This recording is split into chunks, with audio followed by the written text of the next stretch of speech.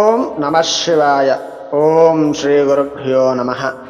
ఈరోజు వీడియోలో శివపురాణంలోని మంగళకరమైన ఘట్టం సప్తఋషుల ఉపదేశం ఫలితం లగ్న నిశ్చయం గురించి తెలుసుకుందాం.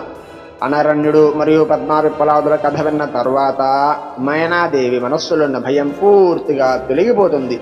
అప్పుడు వశిష్ఠ మహర్షి ఆమెతో, మా పిప్పలాదుడు కేవలం ఋషి మాత్రమే, కానీ శివుడు సాక్షాత్తు లోకానికే ఈశ్వరుడు.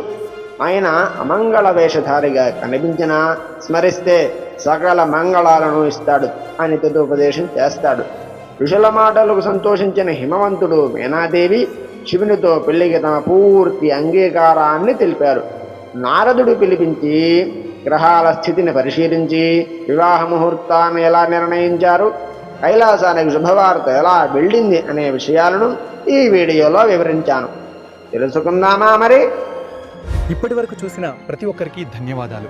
ఇలాంటి అద్భుతమైన వీడియోల కోసం ఇప్పుడు శివభక్తుడు ఛానల్ని సబ్స్క్రైబ్ చేసుకోండి.